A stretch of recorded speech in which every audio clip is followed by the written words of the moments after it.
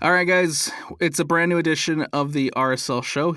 Alex Napoles, Josh Clark, Carson Lantz, bringing you the latest with Real Salt Lake. But before we jump into any RSL talk, before we jump into any soccer talk, there's a post on our Instagram and on our Twitter pages right now. Our good friend and our old guy, Andy, going through some difficult times health-wise. There is a Venmo link up on our profiles and our social medias. If you have the ability and the means to donate, it would mean the world to Andy. It would mean the world to us. And then here at the RSL Show, we wish and hope nothing but a quick and speedy recovery for our guy, Andy. Well said, Alex. Well said. Yeah, it's scary, man. Haven't had friends like in the hospital for a while, so makes me anxious. But seems like he's doing better, on the up and up. Got through the emergency surgery, so that's all good news. Now you just got to get better, 100%. So again, head over to our social medias if you have that ability to help donate to Andy. It would be greatly appreciated by us, by him, by the RSL Show, by members of the past. I think Jake is the one who put together the GoFundMe, and he's the one kind of going through that, pushing that. And so if you can, head over to Instagram and donate. With that, we move, though, into the soccer news and the soccer portions of it all.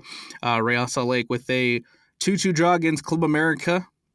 Ended up getting the penalty shootout win against Club America, and then you have a 2-2 draw against San Luis over the weekend, and Real Salt Lake loses that penalty shootout. And so it's going to make for an interesting scenario and an interesting case coming up Wednesday night, as Real Salt Lake still have the ever so slightest chances of qualifying into the next round for the Leagues Cup. But we'll dive into those scenarios and everything here real quick in a moment. But first, official signings and official announcements. As Marcus Zambrano officially announced as a new player for Real Salt Lake, he got to make his debut Sunday night with the Monarchs, I should say.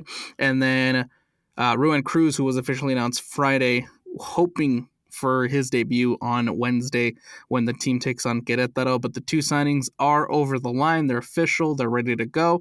We're just waiting for one now in Victor Olatunji, who, word on the street and sources from within the club say that he had a medical today. He's in market. So, we're not going to have a Botstaba situation here. A Bosnick situation. So, listen, it's been apparent, and it's never been more apparent than in these two League Cup matches that, man, we need this, and I'm so happy it's coming in. Now we can turn our focus to other areas of concern on the field, right? It's crazy how one area seemingly gets fixed and addressed, and then suddenly another area is in desperate need. But I think, producing goals is a huge problem, and that really needed to be addressed. So I really, really hope these guys can come out swinging. I'm very pumped for Cruz. I hope, and I think he's going to be an immediate difference maker with this club. Obviously, time will tell, right? But I'm ecstatic for his debut on Wednesday. Well, yeah, hopefully his what's it called? Visa is approved. Hopefully all the paperwork and everything is over the line and ready to roll, so that way he can make his debut on Wednesday. Because Josh, you're 100% right. It's very apparent that's a big area of concern right now for RSL. It seems like Cruz seems like he, I'm going to use a word that the kids use these days. He seems like he has aura, like just from what I've seen from him. This dude has a lot of aura, and hopefully that aura can, off the field, can take onto the field. You know what I'm saying? And 100%. You can have all the aura in the world, but if you don't score goals, what's the point of having it? You know what I'm saying? There's also this weird. This is gonna just sound so stupid and unprofessional, but some guys look like soccer players, right? They look legit. They put a shirt on and they look like they're supposed to be wearing a jersey. You see him in the kit and you're like, yeah, that guy's a player, right? He's one of those guys. He has the, as my older generation would say, the swag. You know what I mean? So that doesn't ever actually translate into goals, but it helps. It helps. 146 appearances across all competitions that he's ever played. 43 goals, 15 assists, 12 yellow cards for Ruan Cruz. Good numbers. Good numbers. And just like, let's look at the Club America game. If we had any kind of competence going forward, that game's 6-2. Straight up. I would Which agree. is crazy. That's crazy to think about. So let's hope, let's pray to whatever soccer god you believe in that Ruan Cruz can bring that energy, right? And if he, struggles to hit the ground running, you have a chance to hopefully find something out of Olatunji. Yeah, We talked about it last time. episode. Exactly. Yep. You're not just counting on one, you're counting on two. One of them's got to come good. Is this the end of Willie Agata at RSL? Barring injuries to the top two guys? Should be. I think maybe as a third choice, he'll hang around probably till the end of the season. Right, but like as a third choice, you're not going to see the field often. That's the hope. And I think he's still, yeah. I hate saying that, but like no one was excited for him to come in.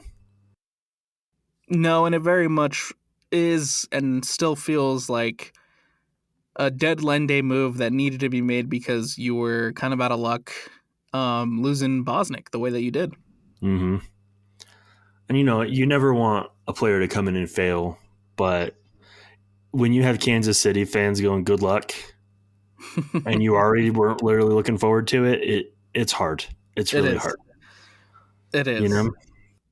And I mean, he's had a couple of goals here and there. Sure, that's great, but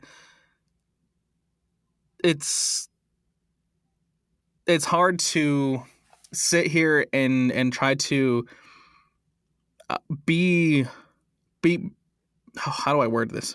It's hard to try to praise somebody when you go back and you watch that Club America game and you see the opportunities that he's missed and think about how much that could really hurt Real Salt Lake come Wednesday night. And there's a few things that have just kind of stacked up over the last two games. Yeah. Right? A, playing to the level of our opponent again. Right? Horrible errors defensively. Missed opportunities. Right? Open net situations, penalty kick misses. It's a tale as old as time, man. It's wild. But back to transfers before we exit this discussion.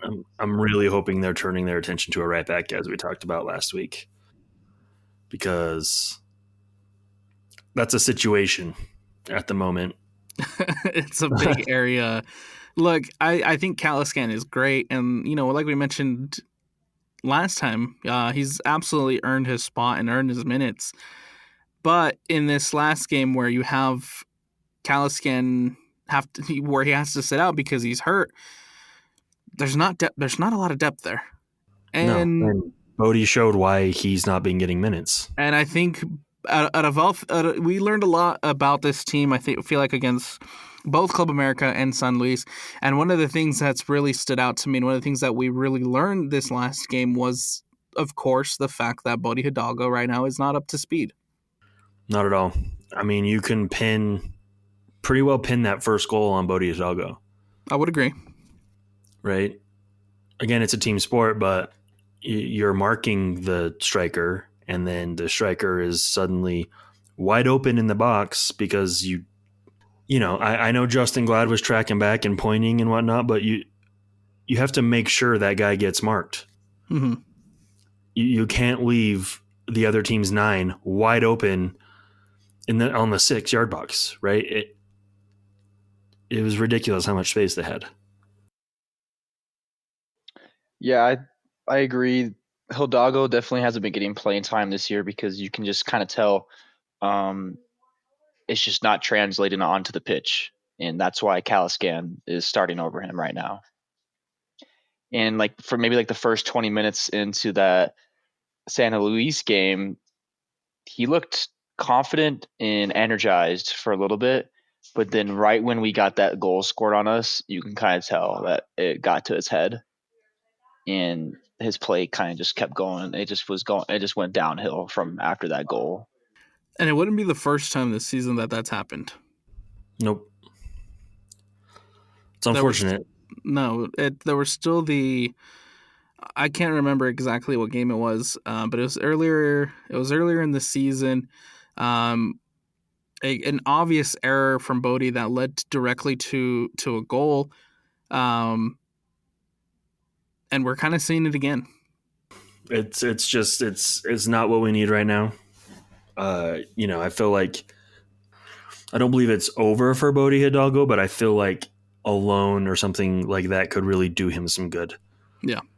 Go get some minutes, get comfortable again, reintegrate into the team, work your way back in. But right now, man, it's not gonna get us to the playoffs with right back play like that. Toronto was the game that I was thinking of. Yep. It was the Toronto game where you lose 1-0 at home, off a big error from Bodie, and like I said, we're seeing it again now. A loan I think would be incredibly beneficial for Hidalgo, and a place where he's going to be getting minutes, and maybe even in a place where the competition isn't as demanding and maybe isn't as, I guess, I don't know. I don't know what the best way to put it, but try yourself out at the USL level, and see what you can to go and dominate somewhere. I would, right? Yeah, I would agree. Get that confidence up. I would agree. We talked about it before, Josh and Carson. We said that the second Javane Brown went down, you should have been on the market for a right back. It clearly the priority for Real Salt Lake last window was going to be that striker. I hope that we're able to get around to help the depth of that area around this window, because again, it's needed. It's needed badly. Yeah. And honestly, like I'm kind of shocked we haven't seen Philip Quinton or Kobe Henry playing on the right. I think it's pretty obvious. I don't think it's obvious, but RSL are definitely in the market for a right back right now. Or they were, but then with the rise of Caliscan has kind of stalled talks with that. So it's like they're kind of confident with Caliscan right now and having Hidalgo be that off the bench guy. But I think Hidalgo's at that age where he needs to be playing and like figure out what his ceiling is. Otherwise, it's okay. Like, we've given you all this time in the world. You're a homegrown player at RSL, but you're just not showing anything. So maybe go to another MLS team and see what you can do. Right. It's not like he's 19 still and has time to develop. Like, that development should have already happened, and he should be where he's, being a consistent contributor to a club. Well, the first red flag was he actually was a winger, and they then made him an outside back. So they didn't see him fitting into the club as a winger and then make him an outside back, and now he's not fitting into the club as an outside back. I mean, we do love to make wingers outside backs, though. That's kind of true. That's kind of our forte. It's the RSL way, man. Pablo Ruiz was a left back at one point, so yeah, man. Yeah, man. That's crazy. You have your Brooks Lennons, it happens. As far as like talks stalling out because of the rise of Caliscan, I don't necessarily like that. I don't like that move, and I don't like that mentality, because again, you go to a game like the one you saw on Saturday where Caliscan is hurt and is out and is unavailable, and you have to turn to your depth. And in this case, I think it showed that there is a big lack of depth at the right back position. Right. How comfortable would we be if, let's say, we get to, I don't know, theoretically speaking, the Western Conference Final? Yeah. Game before Caliscan goes down, we're going into the Western Conference Final. Oh, yeah. Right? Everyone's circling Bodie Hidalgo and saying, we're attacking right there. Oh, yeah. If I'm an assistant coach on the opposite team, that's the first thing I'm circling when it comes to tape. Right. Like, and I know, teams are, they'll always support their guys and be confident with their teammates, but like that's surface level. And you can tell when, they'll say all day long they support him, but they don't trust him with the ball. It shows. And I don't know. It's concerning. Let's take a look at other movement around the league. We talked about it last week, Josh, but it is official now. Heung-min Son is on his way to LAFC. What a massive, massive addition this is to MLS. And honestly, quite frankly, with everything else that's been happening around Major League Soccer, this has been a huge window for MLS in bringing in, one, really, really quality players, and two, some big star names, right? You have DePaul on top of Heung-min Son now coming over. There's been a lot of movement around Major League Soccer, and I think this bodes well for the league. Yeah, DePaul, Mueller, Son, there's just so many. And, even RSL's moves, right? They're not well-known names, but they're still big players. They're still costing a good amount of money. So, yeah, it's a good window for MLS and strengthening the league.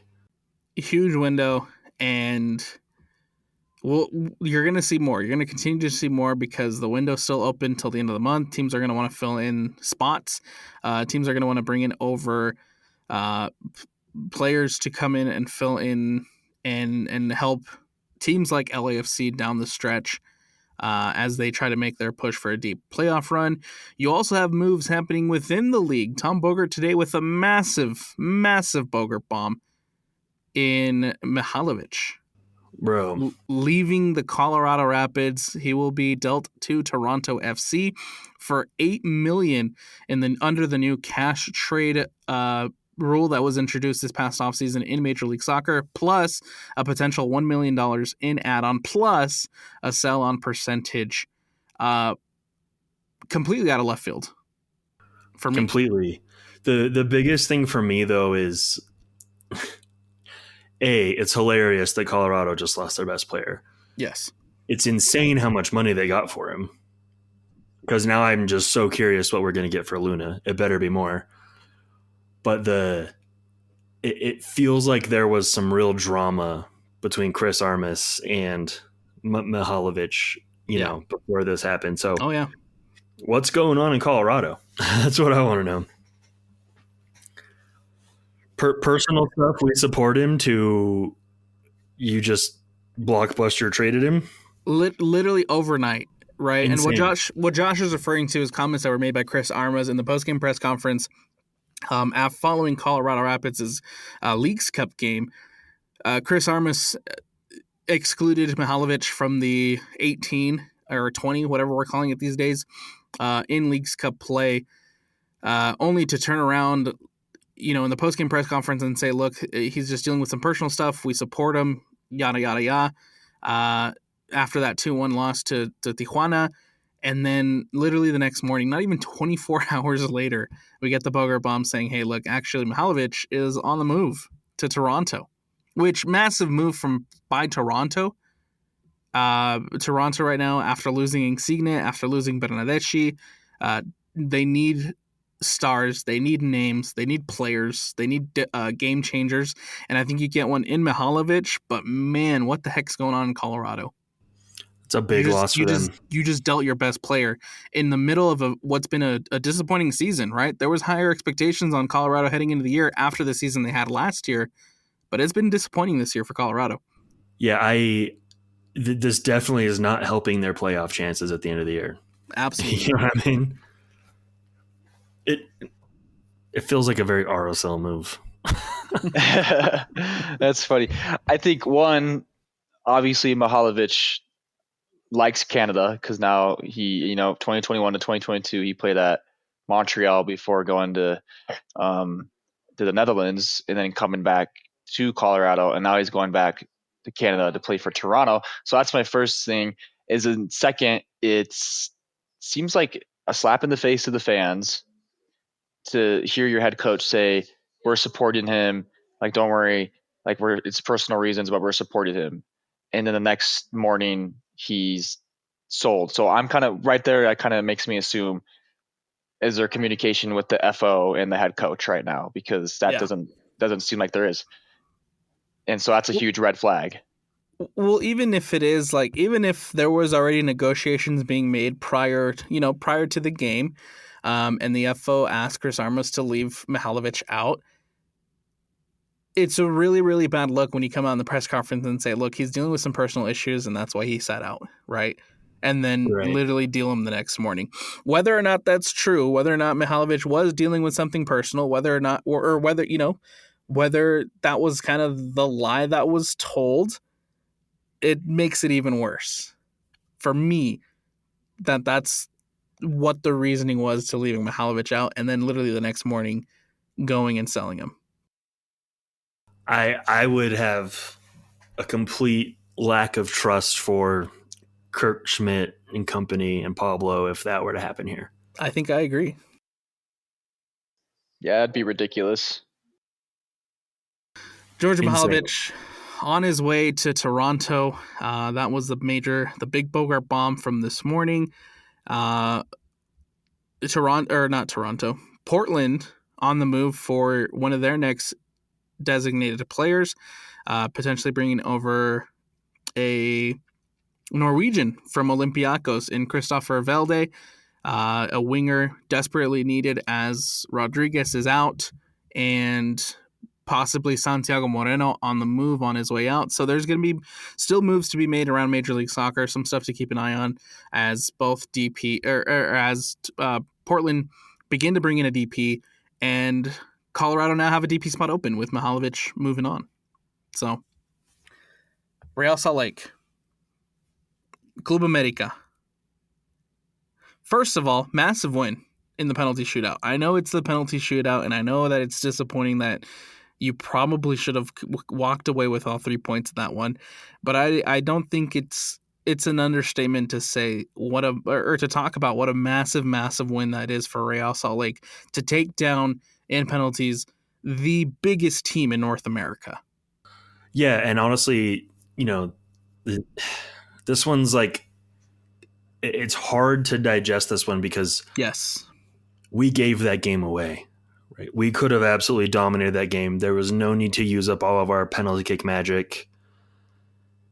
Thankful we got the win in the shootout. I think it's incredible, right? But like the fact that we even had to get to that point, it shouldn't have gone to that point. Incredibly frustrating. Yeah. I mean, this is 101 as to why I hate parking the bus, dude. You know what I mean? It just it's again another. I'm going to say it again. Tale as old as time. You park the bus, and what happens? You concede late. It's unending, man. And against a team like Club America, they can score goals whenever they want to, and you're just inviting them to figure something out. And lo and behold, right? The crappy part too is I thought defensively for a large majority of that game, Real Salt Lake held them in check pretty well, right? They weren't really getting a lot of balls into the box. They weren't necessarily being, they weren't necessarily having a ton of possession in Real Salt Lake's defensive third. I thought defensively they were holding them pretty well, but it took a worldie of a free kick, first of all, to score the first one, and then it took quite literally a last chance desperation shot from outside the box that ended up sneaking into that far back post for Rafa Cabral to score the goals in this one, right? Real Salt Lake didn't give him anything easy. They didn't give him anything crazy. Well, I mean, I guess they gave him worldies, but still, it wasn't. That's such a low chance. Exactly. That's a low chance opportunity. Yeah, they had to work for their goals, and I thought that was impressive of Real Salt Lake defensively. Yeah, again, I think overall, right, very, very impressive match from Real Salt Lake. You can see in that match what RSL is capable of. Yes. But like we talked about earlier, we could have blown them out. How big of a statement would it have been if we blow out Club America? Right? I don't know. Not just beat them, but blow them out. Really put them through the ringer. Yep. But and the chances were there. How many They were one-on-one absolutely opportunities? there. How many one-on-one opportunities did Willie gotta have? Or Too many. Way crosses too many. with with a wide open barn door for you. It just it hurts my brain. The one-on-ones, they're incredibly frustrating because you should be scoring those. But I think the one that's absolutely unforgivable is in the second half when a ball's played over the top of the defense to Diego Luna. Luna's running off the defenders. He's all by himself. There's no one near him. He squares it to Agata, and Agata doesn't even get a touch on it, bro. Nope. But at this point, Club America's goalie, Malagon, he's sold. There's nothing you can do to deny He's up a creek Agata without there. a paddle right there, man. He's done. He's beaten. And you're telling me you can't even get a touch on the ball? That one, the one-on-ones I can look past. But it is unforgivable to miss those type of opportunities. Yeah, it's a sin. And I know it's not easy, but I'm also not a professional. I'm not getting paid to do this. You got to score those up. You have to finish those chances. Great teams finish chances when they're gifted to you. Good teams finish those chances, man. Mm-hmm. Even just the simplest ones. Yep. As we saw with Club America. That's a simple tap-in. Yeah. And you couldn't even touch the ball. And it's painful too because the effort he looks like he's putting in to get a touch on the ball, you would think he was swimming through 6 feet of mud and several sharks and alligators, right? What are we doing? I don't know.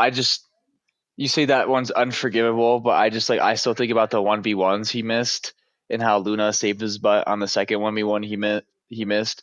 But he just does Agata gives no confidence off at all. He's just He's lacking that aura, as you would say. yes, he's really good at holding up the ball, but his touch sucks, and he has no confidence when it comes to being an attacking third. Are And then any of you confident that if Luna hadn't taken the ball off his foot and put it away, that Willie Agata would have scored that chance? no. That's the sad part is I think no. I am. He should have. I am not confident he would have finished that chance. He would have put it wide. He would have the defense would have gotten to it in time. I just have. That's how little confidence I have. I think, like you mentioned, Josh, over the course of the last couple of games, we really, really learned. I think Agata does a lot of good things in holding up the ball, in creating space for others, in drawing center backs to him and opening up space for a Diogo to run it behind, for a Luna to run it behind, for whomever to run it behind. I think he does that. I think he does that well. But there's no. He hasn't been good in front of goal. Yeah, there's been getting people space to run in behind only gets you so far because then exactly. You're the one that's supposed to be there to finish the chance after they get in behind. Exactly. You can get in behind all day long, as we've seen, but if no one's there to finish the chance, what's the point? And I think that's why you saw what you saw against Club America. I think that's why you saw what you saw against San Luis this past weekend. And I think that's why you saw a lot of what you saw basically throughout the course of the entire season, with Real Salt creating opportunities but unable to finish in front of goal. His XG against Club America was unbelievable. And his potential XG. Yeah. It was at 6.4 or something. Don't quote me on that number. It was it was something crazy. It was something crazy. And I think that hurts even more when you look at it and think about the opportunities that he had and think about the 3 points Real Salt should have had against Club America. Yes, sir. But positively, you go to the penalty shootout, and I think I'm a little bit nervous because I haven't seen Rafa Cabral in a shootout yet with Real Salt Lake, and so there's some nerves there. But he answers the bell. 3 saves in the penalty shootout to deny Henry Martin, to deny some of the better strikers in North America. And Real Salt Lake hold on to win, man. Yeah, but I fear we used up all the shootout magic in one shootout, man. First of all, the crowd during that penalty shootout, insane. It felt so weird sitting up there in the press box because I felt like I had traveled to go watch Real Salt Lake play this game. The crowd was hostile. They were loud. They were energized. And massive props to the Club America fans, man. I got to give them that. I'm not surprised at all, man. I'm not surprised at all. I'm not No, surprised at all. No, and I love it. Absolutely not. No, it was incredibly hostile. And I think that just added a whole different element to the game on Wednesday. Disappointed the chants showed up in the year 2025, but that's the only knock I'll have on the crowd. At least they started late, so the opportunity to really pause the match and cause major disruption were kind of gone at that point. Although some might argue that they should have. And maybe that would have denied the late equalizer. Maybe. Or they could have scored 2. Who knows, right? Yeah. Who knows? But nonetheless, right, in your own stadium, I'm sure it feels weird being inside your own stadium and having the crowd against you. But nonetheless, Rafa Cabral and Real Salt Lake step up really, really well in the penalty shootout. You concede the goal late. You had every opportunity to hang your head low and not have confidence heading into that shootout, but instead, for me, in a penalty shootout, the most important one and the most important shot is the first penalty. Mm-hmm. And right when you have a guy like Ruiz putting it away, and then you have Rafa Cabral coming up and making a big save, and after one round you're up 1-0, all the confidence is on Real Salt Lake's side. Absolutely, man, and it shows. And we'll get into Saturday's game because it shows, right? Rafa Cabral again makes 3 saves in the shootout. Vera puts his away. What did I say? Vera puts his away. Glad puts his away. Brian Ojeda needs to stop taking penalties. Look, I love Ojeda. He's a massive player for Real Salt Lake. Obviously, Saturday showed that. But he has not been good in penalty shootout situations for Real Salt Lake. I don't think he's yet to make a penalty in the penalty shootout for RSL. This is where I somewhat dislike the tactic of let whoever's feeling confident take them. Yeah. No, I agree. It's concerning that your offensive players aren't the ones stepping up first.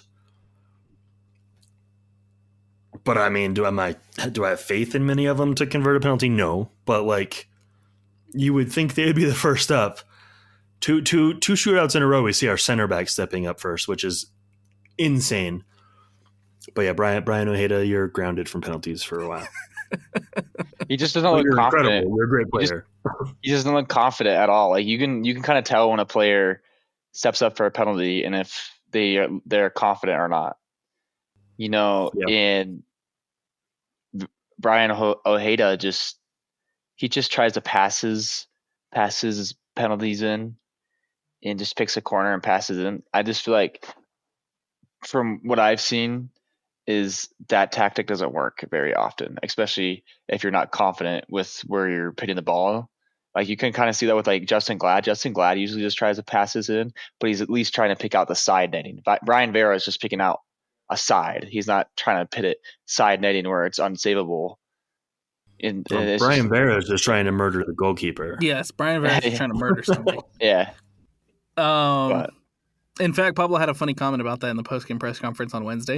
They asked him about Brian Vera's penalty shootout and his method, and he said, "Look, when we practice penalties in training, no, there's not a keeper in front of goal because they know that he's just going to blast it, and the keepers don't step up to stop Vera because of just how much power he puts." Well, someone needs to stand in there to make it a little more realistic for him. I agree because what happened on Saturday, Josh? I jinxed it. Unpopular opinion, but of all the penalty misses in the last 2 games, I'm not very upset at Brian Vera's. Yeah. I would agree. Because Brian Vera just sticks to what he's good at.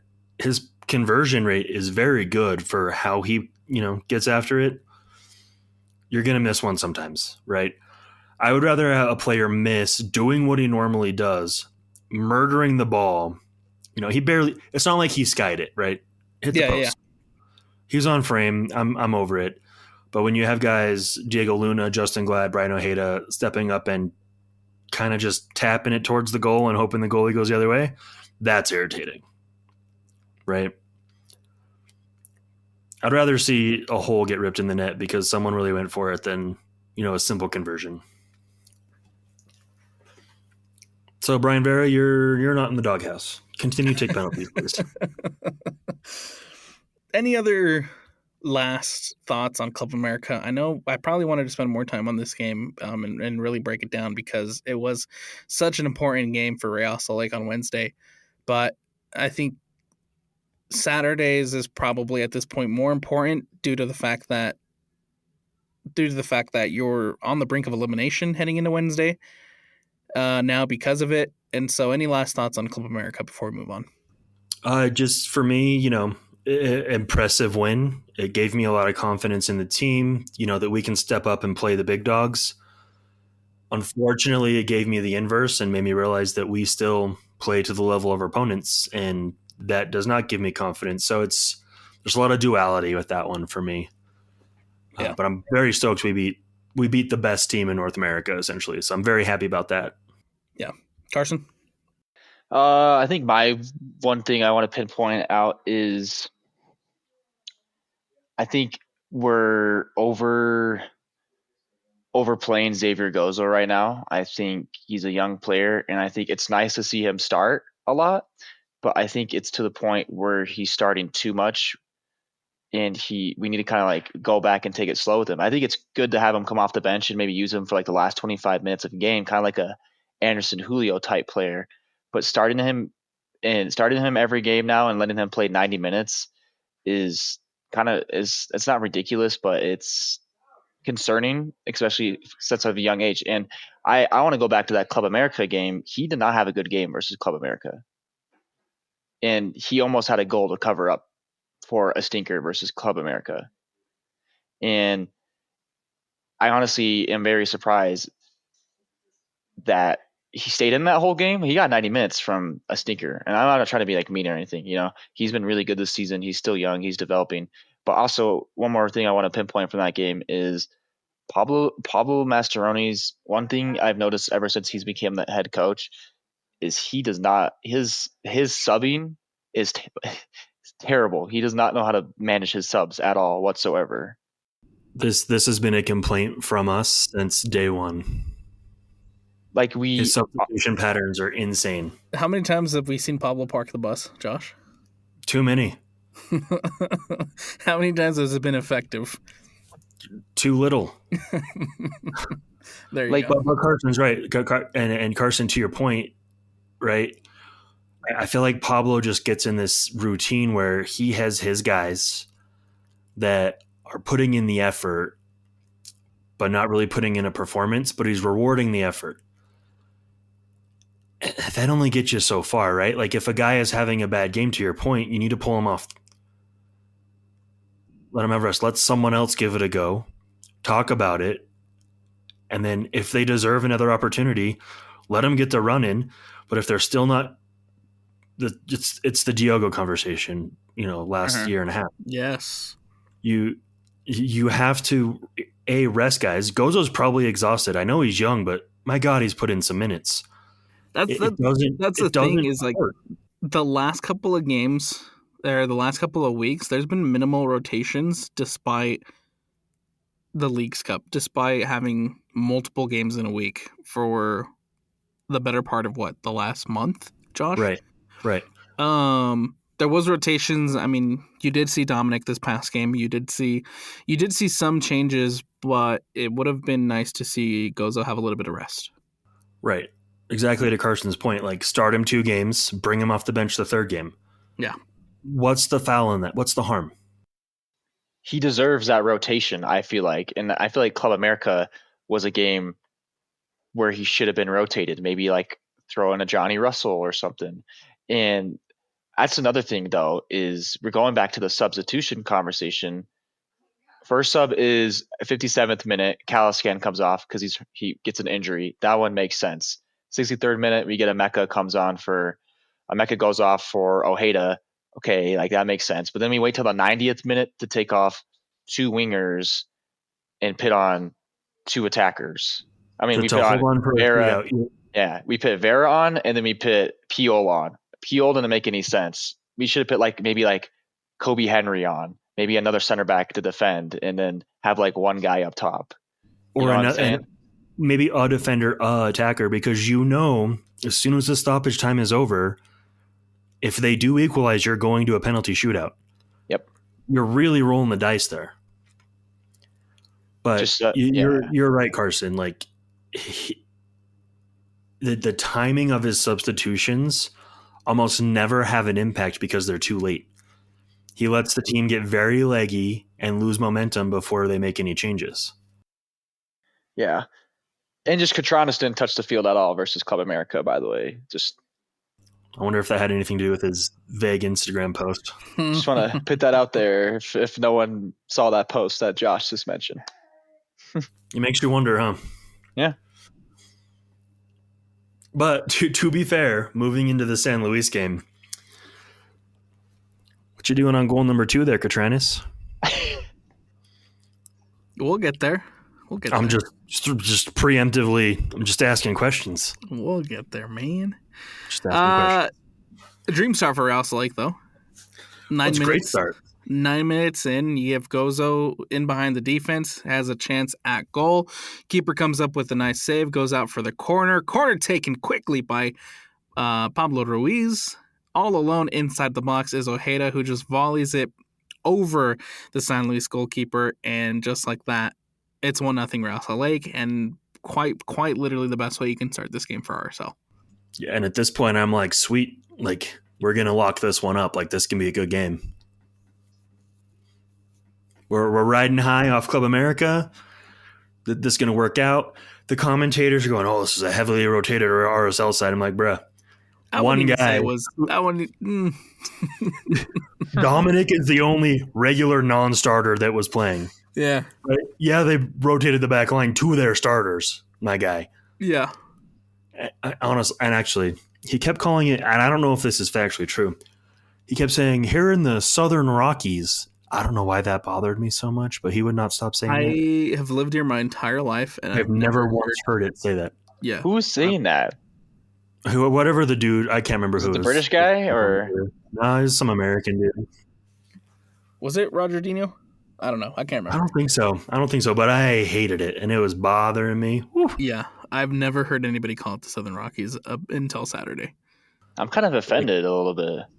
Right. He's not even from here. I'm not even from here. That's weird. It's so weird. That's so degrading, I feel like. It kind of feels like it, right? And I could be totally wrong. I don't know if geographically we are the Southern Rockies. We could be. But I picture the Rockies east to west, they start in Colorado, and I don't know. Whatever. They go north and south. Yeah, they go north and south. Yeah, whatever though. It's the Wasatch Range. Let's just stick with that. It's kind of north to south because it starts in Montana and then it but down. I don't know. So I mean, in that case, I can see it being southern, but I didn't like it either. 24th minute, San Luis onto the attack. Hidalgo marking Joao Pedro inside the box. The former Wolverhampton Wanderers man loses his mark inside the box and gets a header all by himself. Puts it at Cabral's bottom corner, and just like that, it's 1-1 Real Salt Lake. I thought he was with Hull City. Oh, my bad. It is Hull. Sorry. You're right. Let's be factual here. How Pedro was? Yeah. He was. I'm thinking of the Chelsea guy. The other Joao. Same colored shirt. Yeah, he didn't even play at Wolverhampton, though, that guy. He played at Brighton and...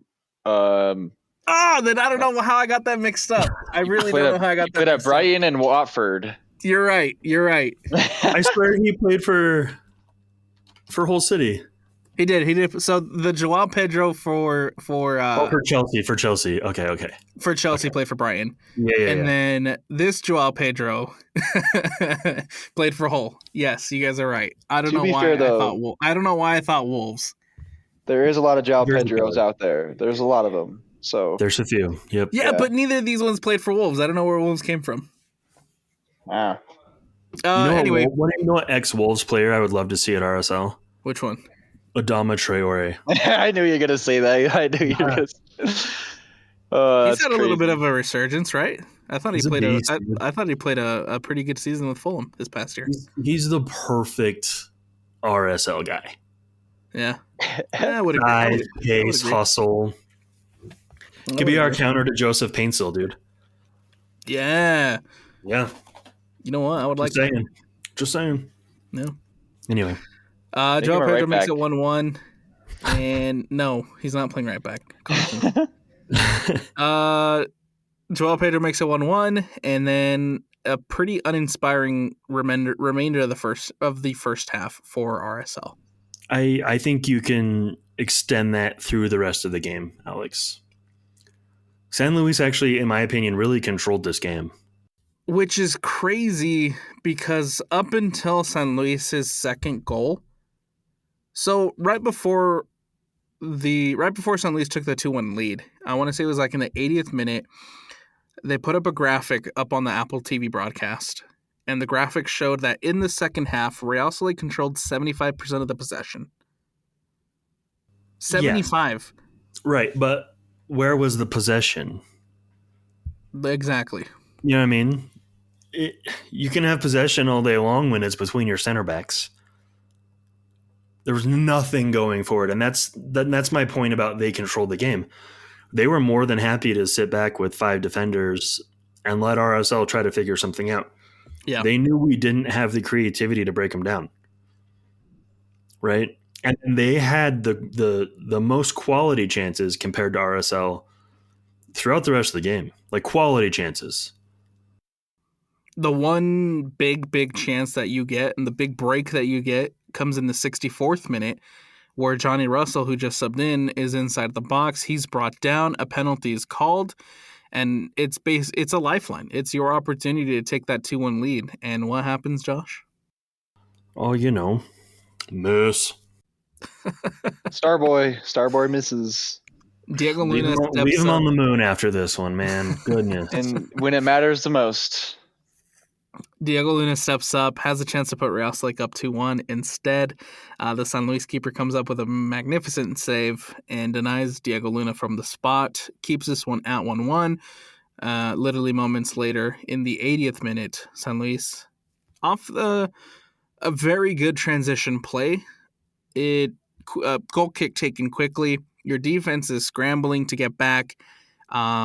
Pretty much hits him on like a quick counter with a goal kick and makes it 2-1, man. Again, just right before this happened and continuing after, we just looked so lost defensively. Incredibly lost. Right. This was a punch, man. This was a punch to the gut. No one was positional. There were so many opportunities San Luis had because we were not organized in any way. And I don't know how that happened. Right? Was it Pablo Ruiz coming off? What was the difference there? And, Cabral makes the initial save. Where are the guys coming in to protect the goal? They're standing there with their arms up, going, he's offside, instead of finishing the play. Right. Well, and I don't like watching this replay. I don't like watching it and seeing Brian Vera pull up at the initial shot, and I don't like Alex Contreras pulling up at the initial shot. Yep. It's very frustrating. You got to finish the play, man. Yes. It's almost as if they already knew that one was going in, and they just pull up. They stop the run. Cabral gets the initial paw on it, and if you do continue your run and finish the play, maybe you have a chance at denying it, but you'll never know now because you stopped. Yeah, I feel very confident that if either of them continued their run, right, they could have gotten a foot on it. They could have cleared it out before he got. I guess he got ahead on it, but they could have, put a challenge in. They could have done something. Yeah, of course, Vera and Katranas are the ones just jogging back, and Glad's the one who's having to sprint back and hopefully save the ball. It makes you wonder if, these are reasons they haven't been regular starters in the last few weeks. They're putting in that effort, right? Like, it's a good point. It's very uncharacteristic of them to not be putting in that effort, and I don't love that. Because those are two of my guys. Yeah. That's why a guy like Justin Glad starts, because he's putting in that effort right there towards the end of the game to save RSL. But then you got two of your bigger players, Katranas and Vera, who are just jogging back, being like, oh, well, Cabral's got this, and then no one's there for this follow-up. Very frustrating. Both goals we conceded this game were very frustrating. I think more so too, the response is equally as frustrating. It's uninspiring, man. Because not just the response in the attack, but I'm talking about just the response in general as a team. The team looks so discombobulated after conceding. Mm-hmm. Completely unorganized, man. Completely unorganized. And San Luis looked like scoring again just moments later. I'm shocked they didn't, to be honest. I know we answered, but like kind of a fluke. Well, even in the stretch that we've seen Real, the positive stretch we've seen Real have since the start of since the start of this streak of more positive results, I don't think I've seen Real react that way to conceding throughout this entire stretch. Now, all of a sudden, because qualifications on the line, you have a very poor response to conceding. So something to kind of pinpoint that I'm seeing from both these goals that we scored, though, that we conceded, is first one, Bodie and Glad are on top of each other, and there's no communication at all of who was marking who. And then you look at the second goal as well. Glad was caught out of position, and Vera was caught out of position, and they were caught right on top of each other, both very much out of position. And Katranas was so Glad and Vera are all the way out pushed right, and Katranas is not even rotating at all with them. He's still all the way wide. Why there's this guy just going, splitting Vera and Glad just like that, and Katranas is just jogging. He's not even tracking back properly. And I think that there has to be some credit given to San Luis for that, for recognizing if we take this goal kick quickly, we can catch them out of position. Oh, absolutely. I'm not taking anything away from them with this one, but this also goes back to, remember earlier this year, especially with the left back, that sub was every half almost, right? Because there's so much asked of that left back to get up and down the field. That's now stopped, and now you're seeing your left backs absolutely gassed towards the end of the game, trying to last-ditch defend. So, sure, was it frustrating from Katranas? Sure. Dude's probably gassed, man. I would agree. 100 yards back and forth. Maybe Junkwa coming on, and I don't know, the 75th would have been a good idea. And again, that goes back to the substitution pattern that we were talking about earlier. Right. But we're also getting mixed messages for 3/4 of the season. Yeah. We're hearing, 3/4 of the season up to now. We're hearing, we got to rotate the left backs because we're asking them to do so much work, and then that stops. Out of nowhere. And now we're seeing lapses on the left side of the defense because they're being asked to do so much, but they're not getting rotated each match, right? It's really confusing. And I don't like it, and this is why, right? It doesn't make sense to have that excuse for half the year, 3/4 of the year, and then that just stop, and then you start seeing the effects of it. I don't know. Katranas went 90 minutes, by the way, in that game as well. Exactly, right? Junko goes 90 the game prior. Now Katranas is going 90. And that goal was conceded in the 81st minute. And if he looks gassed in the 81st minute, that should have kind of been like an alarm of, hey, maybe we need to take him off. Like I'm watching the highlight right now too, and before he starts sprinting back to cover that guy, he's looking at the sideline ref, seeing if he will raise his flag. Have players not learned yet that offside calls don't get called until after the play? Yeah, they're going to score a goal while being offside, and then they're going to review it. In the era of VAR, it's ridiculous to me that players are still raising their hands, trying to get the ref to raise their flag in the moment. Just play the damn ball. Right. I mean, there was a perfect example. There was the one-on-one with João Pedro and Cabral when he was clearly 20 yards offside, and they let the play continue until the play ended, and then the flag went up, right? You have to play until the whistle's blown. 100%. Good Lord, you're professionals. Yeah, that's when it gets confrontational, is when a player is obviously offsides and they continue play, and then you potentially risk injury. Like we saw that with Pickford and Virgil van Dijk that one time when obviously the play was dead, and then Virgil van Dijk does his ACL. It's like, yeah, it's so risky. It's so stupid. Yeah. Well, even João Pedro pulled up after that, right? He was starting to cramp, and it was like, well, did he just get hurt on an unnecessary play? If it's that obviously offside, just pick up your flag, man. Like, yes. Yeah, you're not going to get overruled in VAR on that one. It's very clear. Yeah. Bruno Ojeda. Legacy game for him, in my opinion. 2 goals. So hoping for an Ojeda hat trick, man. He was close, man. He was close. Second goal, though, let's be honest, the second goal. The second goal, sometimes you need a little bit of luck, right? Sometimes if you're that San Luis goalkeeper, man, you're like, did I just let that? It's very Zach McMath of him. Yes. You know what I mean? 100%. And truthfully, for how much, flack we were giving Bodie Hidalgo at the beginning of the episode, the one very positive thing that he did in this game was not touch that ball. Yeah. Yep. Because had he touched that, there's a flag. Yes. Yep. Had he touched that, it's offside. It doesn't count, and you lose 2-1. Instead, I think while he obviously does try to hit it, doesn't hit it, but it ends up curling past the keeper to that back post.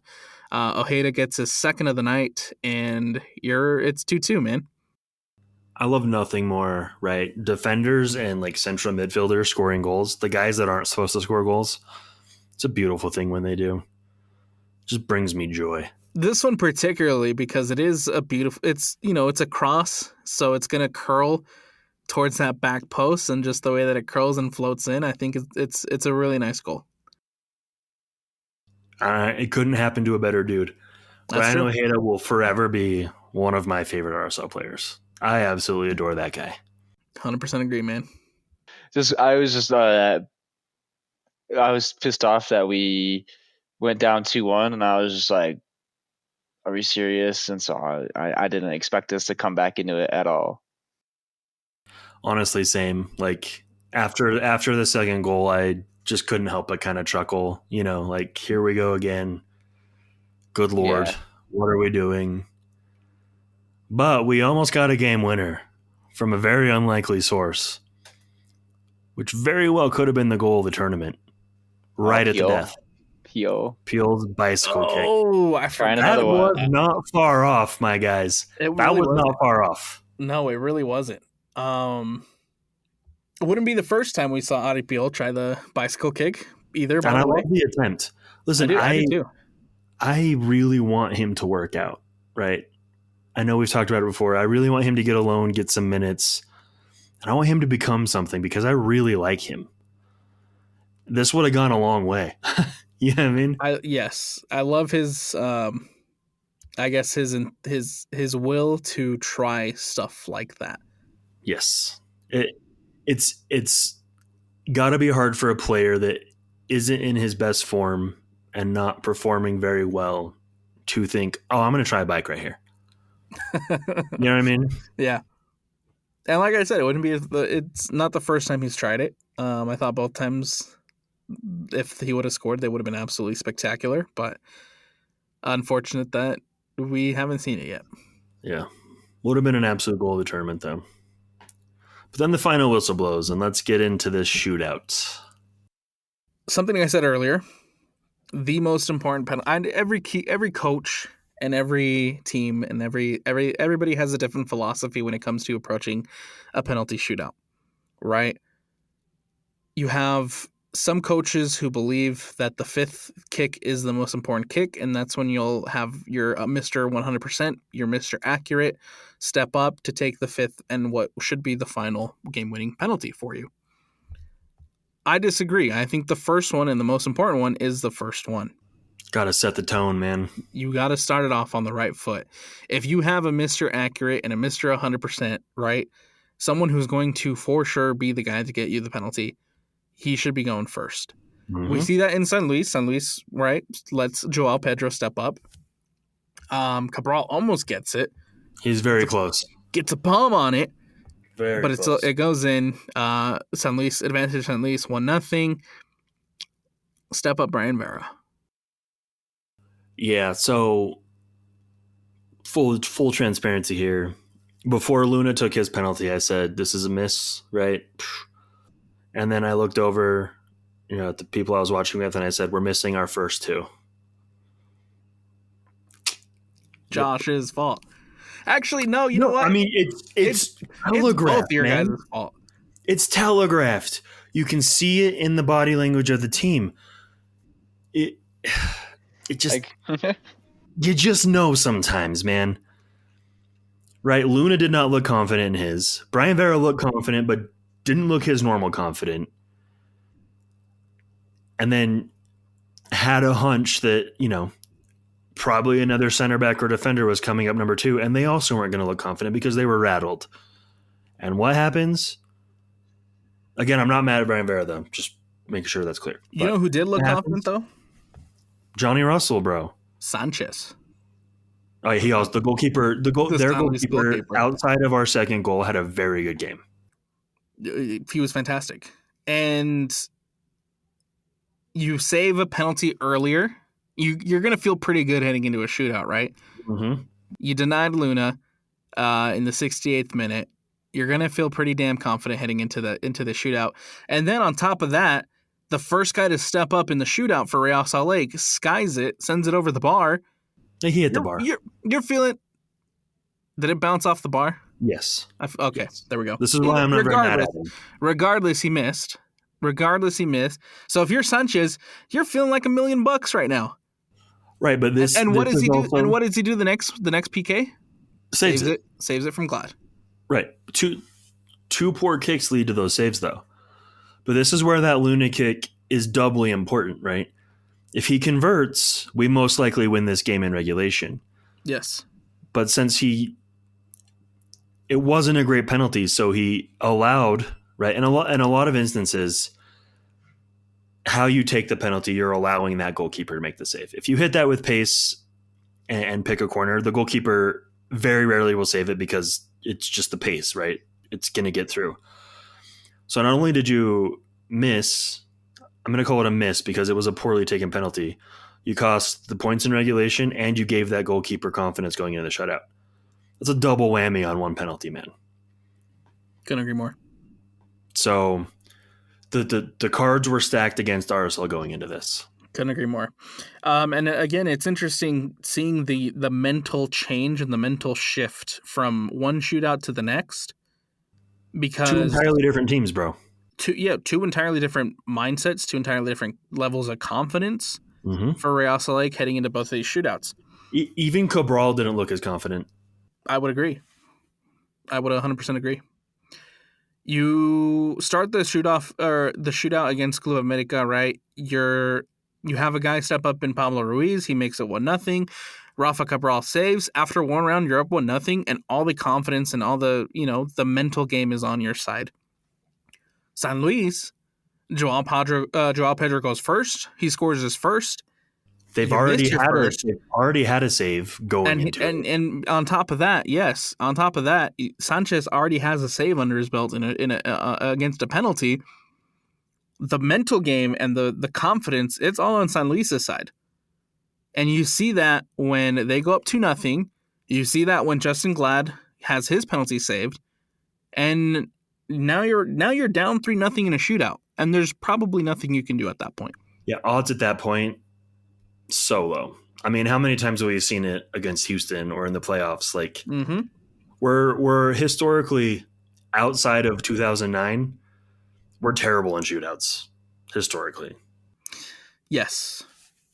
Since 2020, since the massive 2021 win against Seattle, right, to advance, you have the 2022 shootout against Austin, which you did not do well in. I think you only converted one. No, you know what? Let me pull it up. Well, while you're doing that, I did love Johnny Russell's penalty. Yes, and I think he should have gone first. I hate my life so much right now that I am dying for Johnny Russell to be on the field. When he's on, man, he shows glimpses. He's performing. My identity's shattered. It's fine. It's interesting to see how much, how much animosity and how much, I guess, dislike this fan base had for Johnny Russell. And now there's people like us who are online asking for Johnny, man. Yeah, it's a thing, though, dude. It does not take a lot to win over the hearts and minds. 100%. So in 2021, you go to the penalty shootout in the first round against Seattle, where you are a major underdog. You're the 7th seed. You're the last team to make it into the playoffs. They're the number 2. They were probably one of the favorites to win. And you win that one 5-6. Congratulations. You move on. Fast forward a year later, in 2022, you go to the shootout against Austin in that first round of playoffs. You lose 3-1. You score your first one in Marcelo Silva. Brody steps up, misses. Brian Ojeda steps up, misses. Tate Schmidt steps up and misses. Think about that list, Josh. That is when the Tate Schmidt hate started, bro. Think about that lineup, though, first of all. Silva, Brody, Ojeda, Schmidt. Yeah, that's, again, defensive players. In 2023, you have a couple of shootouts because this is when they changed the format to the best of 3. You do a phenomenal job of showing up to the shootout against Houston at home, where you score all 5. Arango, Krylak, Savarino, Vera, Luna. Listen to that list, Josh. That's a much better list. Arango, Krylak, Savarino, Luna. What do they all have in common? DP, DP, DP. Then attacking players. Yeah, I was going to say, and not defenders. I forgot Krylak played with Chicho. Very briefly. Very like half a season. Yes. Yeah. Then you head to the shootout that matters, right? The Game 3 shootout. You lose that one 4-3. Luna misses. Musovski misses. Oh, that was the game where we were like, get Demir in. Yes. And Danny just put the dumbest shot. Oh, bro. Off the post. That's when his hate started. Yeah, that's when his hate started. Right. Yeah. And still to this day, I don't know why a guy who sat out for like 2 months trying to get a better contract was even in a penalty shootout to begin with in the first place. Contracts, buddy. But there's some repeats in there, right? There's been a couple misses by 2 very particular players that are still on the roster. You wait, Josh. Josh, you wait. You're getting ahead of it. Okay? Yeah, chill out. Patterns. Chill out. Minnesota last season. Arango, Diogo, Glad, Julio, Anelli, Ojeda. Glad misses, Ojeda misses in Game 1. Game 2, you head to the shootout again. Arango scores. Diogo, Crooks, Luna all miss. You lose 3-1. What is Luna's conversion rate on penalties, my guy? It's not very good. It is not good. It's not very good. Wow. I'm still kind of mad about those Minnesota games because I remember that second Minnesota game, and I remember seeing I just remember no one trying, and all of a sudden Emeka Nelly just comes out of nowhere and scores a goal for us. And I still distinctly remember that game. I think it was Emeka and Javian Brown were the only ones that actually were trying. Yeah, we were a broken team at that point. Embarrassing. What could have been? What should have been? Regardless, though, in the penalty shootouts that matter, like the ones that matter to earn qualification, like the one against Game 3 against Houston, like Game 2 against Minnesota, you're not stepping up and being confident in the moments where you need the most confidence, and you need to be the most clinical, and you need to win or you're out. The same thing can be said about that Austin shootout. It's the curse of 2013. It's just man. lingering. It's lingering. Yeah, no, I would agree. Not to take away from, the big, massive 2021 win, because I think that catapulted the Pablo Mastroeni era. But in all reality, the Pablo Mastroeni era in the shootout, you have not been good. No. And it's hard to have confidence in this team in the shootout in this Pablo Mastroeni era. I mean, Ojeda was mentioned multiple times, Luna was mentioned multiple times, and Glad was mentioned multiple times. For misses. There were more misses in each of those mentions than anything else. When is the coach going, hey guys, no. You know what I mean? I think truly we need to evaluate the way that this team approaches the shootout. I couldn't agree anymore, man. I really couldn't. Because it's not been good under Mastroeni. Right. And to be frank, right now, if Luna is our dedicated penalty taker, that's highly concerning because his conversion rate is 1 out of 5 right now. Quick math. Right. Totally inaccurate, but you can't have a guy that misses more than he makes being your dedicated penalty taker. I don't know that he is, but and that's the thing too. Is I think we need to establish a dedicated penalty taker. That's the point I'm getting to, right? But who do you pick? I mean, probably Ruiz isn't on the field all the time though. Russell, right? Who's your top three? Ruiz, Russell aren't on the field all the time. If they're on the field, I absolutely agree. Hopefully, Ruan Cruz is an ace. Yes. I mean, one's got to be on the pitch at least sometimes, right? If Ruiz is on, give it to Ruiz. If Russell's on, give it to Russell. Because Russell, if I remember right, has been pretty solid throughout his time in Kansas. Mm-hmm. And was probably the only guy who stepped up against San Luis that I felt confident in. He carried himself confidently because he's been there, done that, right? Yeah. That's something I feel like should absolutely be addressed by the team because it clearly historically is not our strength. Yes. It was great when we had Chicho, right? Or Sava. Even then, though, the penalty shootouts with Sava in the Sava era and in the Chicho era, they haven't been as successful. I'm not talking shootouts here. I'm talking just game-to-game penalties. Gotcha. Yeah. That's a different conversation. Yes. Yep. There was no doubt when Chicho stepped up that he would make it for me. Yeah. You were very confident, and if it wasn't, he did. He did. If I remember right, he did not miss any. Maybe one, maybe. I'll have to look it up. Krylak was good at penalties too. Yeah, Krylak was a stud. That's why, in the shootout where Musovski screwed it up, people were screaming for Demir to come on the field. And instead you subbed on Danny.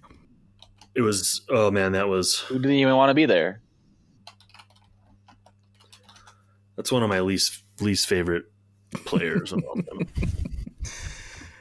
Now, though, because you failed to secure a win in Leagues Cup, you're not setting yourself up for very much success heading into this final match day. You take on Querétaro, who at this point is eliminated from Leagues Cup, and is probably the worst team in Liga MX. But you need a lot of results to go in your favor if you want to have any shot of advancing. I mean, on the bright side, RSL is really good at relying on other teams and results to get what they want. That's Right, true. Historically, we're very used to that, right? historically, yes. On the downside, we shouldn't be in that position because both games were incredibly winnable. And again, one of the worst teams in Liga MX, and we play to the level of our opponent. This is going to be a good opportunity for RSL to prove that they do not play to the level of their opponent. If they lose this game, buddy, mind you, if they roll out a completely rotated lineup and play some kids, sure. But like at this point, you've gone for it for 2 games. You might as well go for it on the third. But it is absolutely a must win, and it needs to be an impressive win to avoid questions. See, that's the thing is I think a lot of people have already kind of written off Real Salt Lake. I have. Even advancing and just say, look, play the kids. Yeah, I mean, odds aren't there, but like if you want Ruan Cruz to make his debut, you're not going to roll him out with the kids. I'm sorry. You can't do that. You can't completely do that. But I would also, very little faith that all of these other teams that we need to lose are going to lose. So I don't really disagree. I'd rather go to New York and get a result on Sunday. Carson, before I get your thoughts, let me just paint the picture real quick. In Major League Soccer, you have 2 teams who are 2-0. They have 6 points and are sitting at the top. That's Seattle and that's Portland. One team has 5 points. That's Miami. There is a log jam for the rest of the table. You have Minnesota, LA, Columbus, Orlando, Cincinnati, and New York Red Bulls all sitting at 4 points. Colorado, New York City FC, Real Salt Lake, LAFC all sitting at 3. Montreal have 2. Charlotte have 1 and are still not eliminated technically mathematically. Still not eliminated, but eliminated mathematically are San Diego, Atlanta, and Houston. The logjam between 13, 12, 11, 10, 9, 8, 7, 6, 5, and 4, those teams that have 4 points and 3 points, that's the logjam that Real Salt Lake have to get through to advance. Those are the teams that essentially need to lose or potentially lose in the shootout for Real Salt Lake to even have some sort of a shot, even if they get the 3. They're going to need a lot of help if they want to advance. They're not out of it yet completely, but they're going to need help. I don't see it happening, man. That is a lot of results to rely on. If we were relying on It is 1, 2 teams to, drop some points, sure, but like and that brings me up to another point real quick, the tiebreakers. The very first tiebreaker is your wins. The game's won in regular time. You don't have any. Oh yeah, they both went to PK, so we have 0. Again, you don't have any. Yeah, this is why you have to finish your chances. Even if you would have just had 1, whether that be against San Luis, whether that be against Club America, you're setting yourself up a lot prettier heading into this final match day.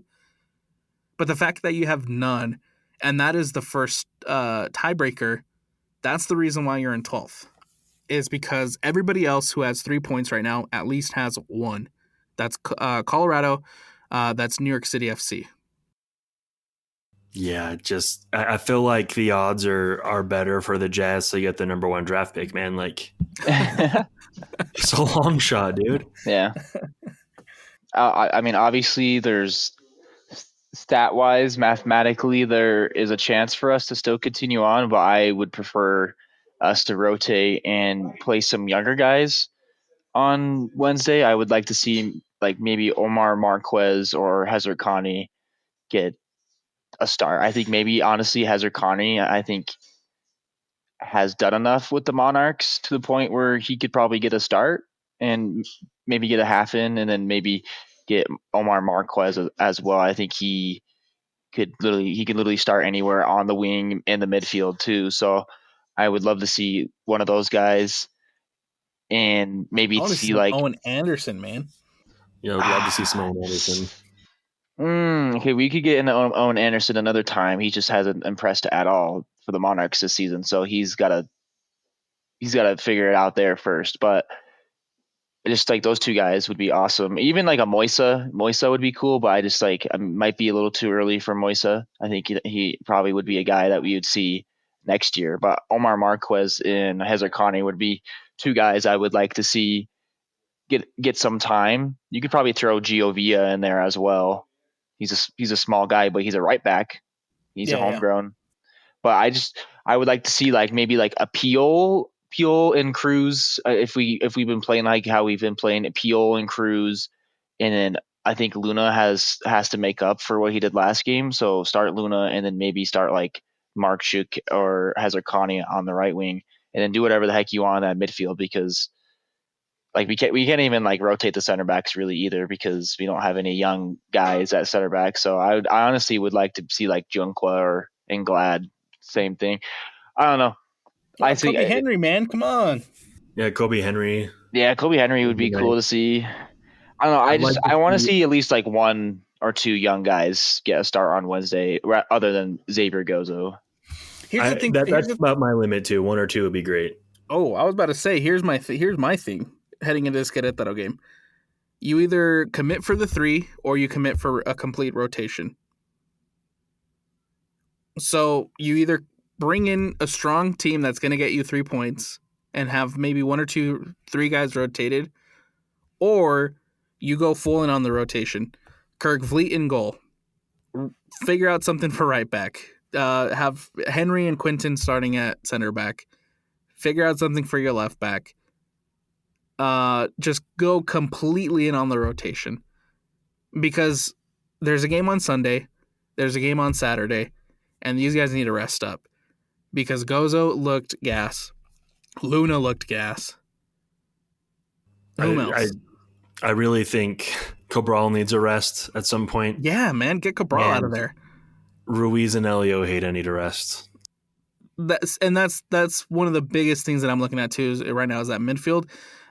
If you want to continue to find those positive results in Major League Soccer play, you're going to have to give those guys rest.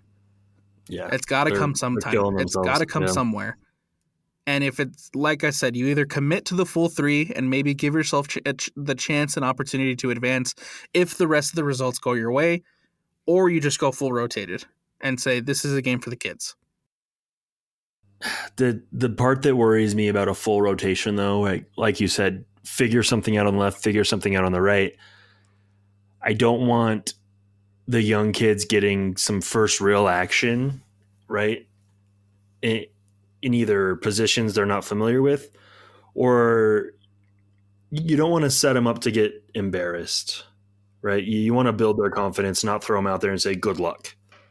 Yeah. And then that's where I'm really hesitant on the full rotation of the guys. Yes. I don't want to destroy confidence. I want them to be around veterans that can help them throughout the game and build them up so then we can potentially use them later versus throwing them out there. They're lost. They're not having a good time. Things go south. You know what I mean? That's my only worry with that. That's fair. But again, what veterans would you leave in there and not allow them to rotate? Right. I think the ones you need to rotate, I think Gozo needs a rest. Yeah. I think Diogo could use a rest, honestly. He's been getting a lot of minutes. And then I think I would maybe say Glad. I think you could give him a rest. And then you got to figure something out with the midfield 3. At least get one of them a rest and then a half for each for the other 2. That would be my choice if I could make the choice. I would agree with you. Especially that midfield 3. You got to figure out something there because again, that's going to be incredibly crucial down the stretch if you want to continue to find those results to get yourself in a playoff position. Truly, right. And this is where having Palacio comes in would handy. have been very nice, right? But I completely understand why. Yeah, right. This is where having a healthy Caliscan would come in handy. So this is why we need another right back. So we have midfield coverage. I would agree. All right. Anything else that you guys want to add, throw out there, and say before we wrap this one up? I think we've been on here a little bit longer than I thought, but very good conversations throughout the show. Yeah, just get well soon, Andy, man. Yeah. Absolutely. Get you back up on your feet. Again, that link is up on our social medias. It's on Instagram. It's on Twitter. If you have the means to help Andy and you have the means to help donate, that would be greatly appreciated. Again, from us, from Andy, from his family, and from everybody involved. And we wish Andy nothing but the best. We wish Andy nothing but to get better. And we hope that once he's recovered and getting back on his feet, we hope to have him back on sometime, man, and come chat some soccer. That'd be nice. It would be nice. Yes, sir. Get him out of the shadows a bit. Stop working on the background and stuff and get him back out here acting a fool. That's going to do it for us here on the RSL Show. Don't forget to go like. Don't forget to go subscribe. Don't forget to go follow. Don't forget to go do what you have to do to follow the RSL Show for the best RSL content. And we'll talk to you guys probably next week after the Red Bulls game. Yes, sir.